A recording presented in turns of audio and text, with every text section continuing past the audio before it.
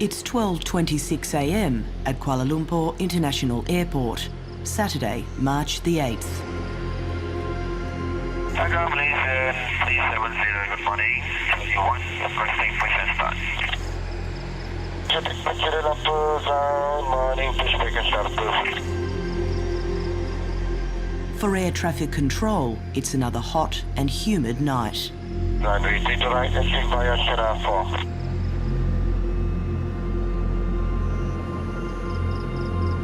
Approaching 3, 2, right. On the tarmac, Malaysia Airlines Flight 370 is nearing takeoff.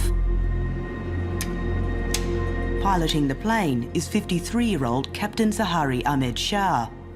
More than 18,000 hours flying experience, an unblemished flying record, a 30-year veteran of the airline. Zahari was an invisible pilot. Now, all pilots in the airline like to be invisible, meaning bosses don't know about them, meaning they just go, do their work well, pass all their exams. Inside the cockpit, seated to Captain Zahari's right, is 27-year-old Farik Abdul Hamid. Radioing air traffic control, it's his first stint co-piloting a Boeing 777 aircraft without a Czech co-pilot supervising. Line up 32, right Alpha 10, MH370. It sounds quite normal. Tends to be, radio communications can be quite relaxed. You know, there is a protocol, but it can be quite relaxed, particularly when things are going normally.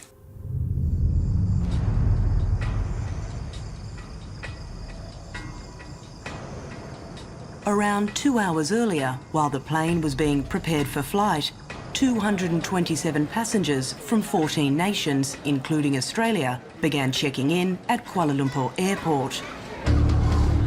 2/3 are Chinese nationals, all bound for Beijing.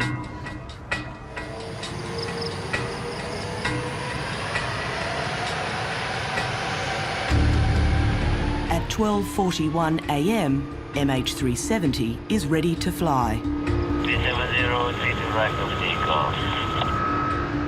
Flying conditions are almost perfect. Minimal wind and cloud forecast for the 6-hour flight.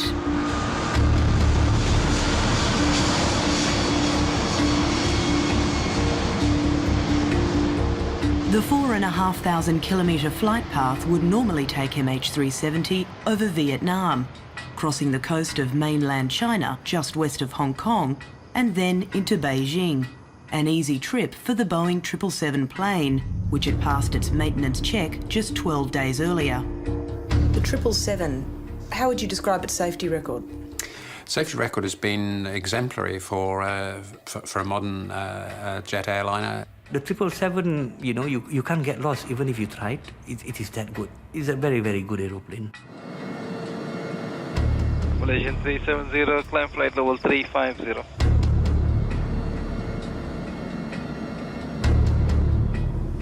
At 1:19 a.m, MH370 is cruising at 35,000 feet, a Boeing 777's optimal altitude. As it approaches Vietnam's airspace, exiting Malaysia's, controllers direct the pilot to make the routine switch to air traffic control in Ho Chi Minh City. Malaysian 370, contact Ho Chi Minh 120.9, good night. Seconds later, a male voice inside the cockpit responds. Good night, Malaysian 370. This is the last time anyone will hear from MH370, a final goodbye from the doomed midnight flight. Within minutes, without notifying anyone on the ground, MH370 veers radically off its regular flight path to Beijing. The only reason for deviating from an intended track is either for weather or for some, under air traffic control requirement because of some problem. But Neither of those. neither of those are a factor. 5 hours later, at 6:30 a.m, MH370 is due to land at Beijing International Airport, but it's nowhere to be found. I mean, it's without precedent. How can a modern jet airliner just disappear.